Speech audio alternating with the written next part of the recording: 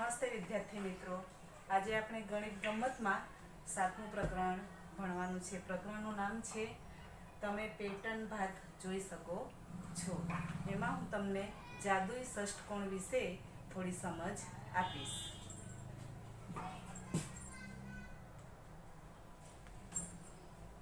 અહીંયા જાદુઈ ષષ્ટકોણ છે। તો આપેલ ષષ્ટકોણમાં સંખ્યાઓની પેટર્ન જુઓ અને તેની દરેક બાજુ પર બે વર્તુળ તથા એક ચોરસ ખાનું છે। હવે દરેક ચોરસ ખાનામાં તમને જે સંખ્યા મળે છે તે ખાનાની બંને બાજુના વર્તુળમાં આપેલ સંખ્યાઓનો ગુણાકાર છે। દાખલા તરીકે આ વચ્ચે ચોરસ છે, આજુબાજુ વર્તુળ છે, તો આપણે આ 14 ગુણ્યા 5 કરીશું એટલે તમને 70 જવાબ મળશે। એના માટે શું કરીશું? 14 ગુણ્યા 5 કરીશું, કાં તો આપણે 14 નો ઘડિયો બોલીશું કે 14 પંચ્યા 70। એ રીતે અહીંયા આ ચોરસમાં 65 છે, તો આપણે આજુબાજુ જે વર્તુળ છે, આ વર્તુળ અને આ વર્તુળ, તો આ 13 ગુણ્યા 5 કરીશું તો આપણને આ ચોરસમાં જે 65 છે એ જવાબ મળશે। 13 પંચ્યા 65। એ જ રીતે આપણે આગળ જવાનું છે। આ ચોરસ ખાનામાં 26 છે અને આજુબાજુ આ જે આપણે બે વર્તુળ છે એ બેનો ગુણાકાર કરવાનો છે। દાખલા તરીકે 13 એકુ 13, 13 દુ 26, તો તમને ચોરસમાં જે સંખ્યા લખેલી છે એ તમને આ બેનો ગુણાકાર કરીએ તો મળી જાય। એવી જ રીતે આ બે વર્તુળ અને વચ્ચે ચોરસ છે, તો આપણે 10 નો ઘડિયો 2 સુધી બોલીશું। 10 એકુ 10, 10 દુ 20। એવી રીતે આગળ જઈએ તો આ ચોરસમાં 70 છે અને આજુબાજુ જે વર્તુળ છે એમાં આ 10 છે ને અહીંયા 7 છે, તો આપણે 10 સતા 70, એટલે વચ્ચે ચોરસમાં આજુબાજુ જે વર્તુળમાં સંખ્યા છે એનો ગુણાકાર કરીએ તો વચ્ચેના ચોરસમાં આપણને એનો જવાબ મળી જશે। એવી જ રીતે આ બે અહીંયા 14 છે વર્તુળમાં, આ વર્તુળમાં 7 છે અને વચ્ચે 98, તો 14 સતા 98। એવી રીતે આપણે આ જાદુઈ ષષ્ટકોણની માહિતી મેળવીશું। હવે આગળ આવું જ એક ઉદાહરણ જોવું હોય તો આપણે આગળ જઈશું।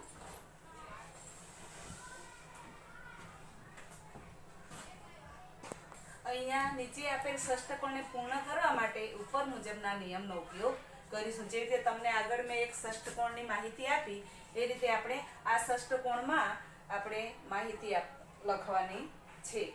દાખલા તરીકે આ બે વર્તુળમાં એક વર્તુળમાં 11 છે, બીજા વર્તુળમાં 9 છે। હવે ચોરસમાં આપણે જવાબ લખવાનો છે, તો આપણે 11 નો ઘડિયો 9 સુધી બોલીશું, કાં તો 11 ગુણ્યા 9 કરીશું એટલે ચોરસમાં જે સંખ્યા આવે એ આપણને મળી જશે।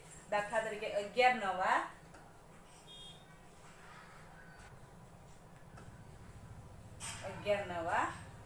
99।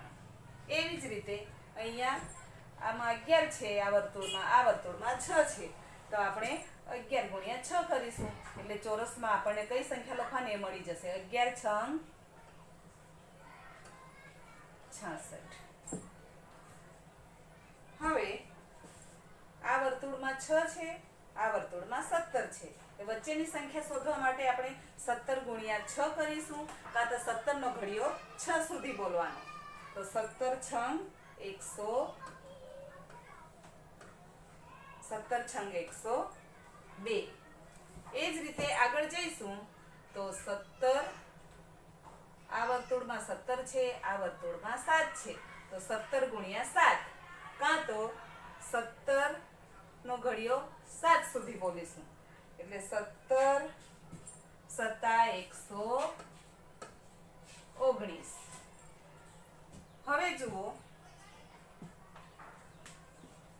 અહીંયા આ 9 છે, વચ્ચે ચોરસમાં જવાબ આપી દીધો છે ને અહીંનું શોધવાનું છે, તો આપણે શું કરીશું? આ 108 છે એને 9 વડે ભાગીશું એટલે આપણને આ વર્તુળની સંખ્યા મળી જશે। હવે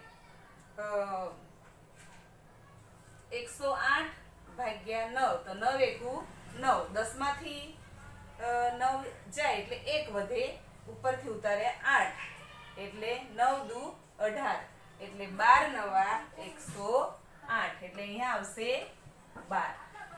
હવે જુઓ અહીંયા 12 છે અહીંયા 7 છે તો આપણે 12 ગુણ્યા 7 કરીશું કાં તો 12 નો ઘડિયો 7 સુધી બોલીશું એટલે આપણને આ ચોરસની સંખ્યા મળી જશે।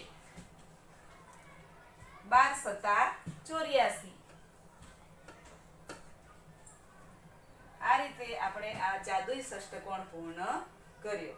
હવે આ બી માં જે ષષ્ટકોણ છે એના વિશે પણ આપણે થોડું જાણીશું। તો ચાલો આપણે બી માં જે ષષ્ટકોણ છે એમાં જે આ બાકીની સંખ્યાઓ છે એ આપણે ભરીશું। જુઓ અહીંયા ષષ્ટકોણ છે એમાં આપણે સંખ્યાઓ લખીશું। જુઓ આ વર્તુળમાં ને આ વર્તુળમાં 8 8 છે એટલે આપણે 8 ગુણ્યા 8 કરીએ તો પણ જવાબ મળશે અને 8 નો ઘડિયો 8 સુધી બોલીશું તો પણ આપણને અહીંયા જવાબ મળશે। તો 8 × 8 = 64।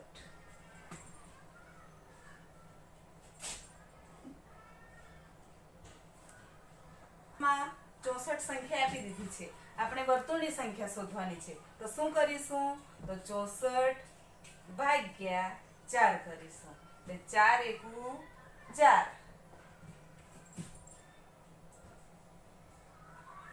2 વધ્યા 6 માંથી 4 જાય એટલે 2 વધ્યા એટલે 14 થયા 4 એકુ 4 4 દુ 8 4 તારી 12 ને 4 ચોક 16 4 પંચા 20 4 છંગ 24 એટલે 16 ચોકુ 64 મળી ગયો જવાબ આપણને। હવે આ ચોરસમાં સંખ્યા લખવા માટે આપણે ફરી આ વર્તુળ અને આ વર્તુળની સંખ્યાનો ગુણાકાર કરીશું। 16 ગુણ્યા 8 કાં તો 16 નો ઘડિયો આપણે 8 સુધી બોલવાનો એટલે 16 એકુ 16 16 અઠા 128 થાય 16 અઠા 128। અહીંયા જુઓ હવે અહીંયા 4 છે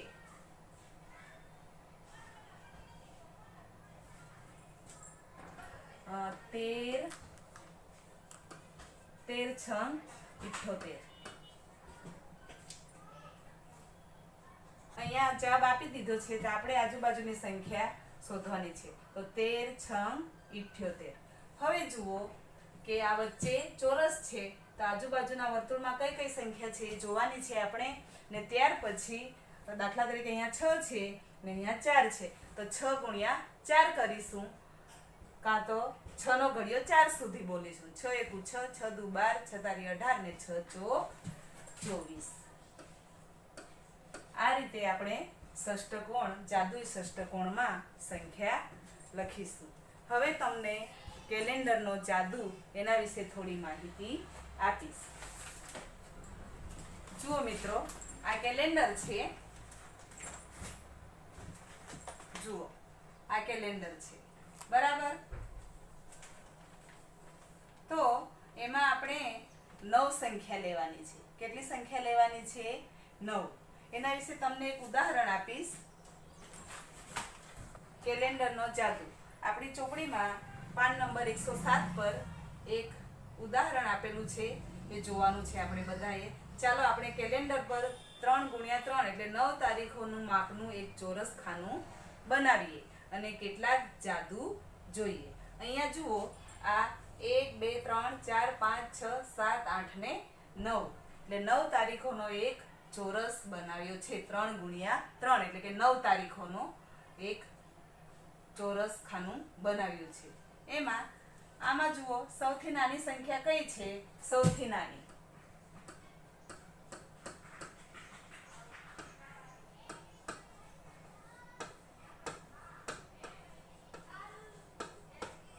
તો આમાં સૌથી નાની સંખ્યા છે 3 તેમાં 8 ઉમેરો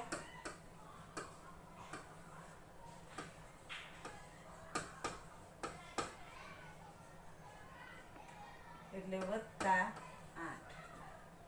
એટલે કેટલા થયા? તો 8 ને 3 11, બરાબર.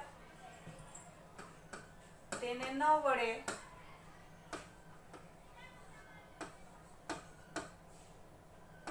ગુણો એટલે ગુણ્યા 9. હવે કુલ કેટલા થશે? 11 9 99. આ રીતે આમાં આપણે આ 9 તારીખોનો સરવાળો 99 થશે.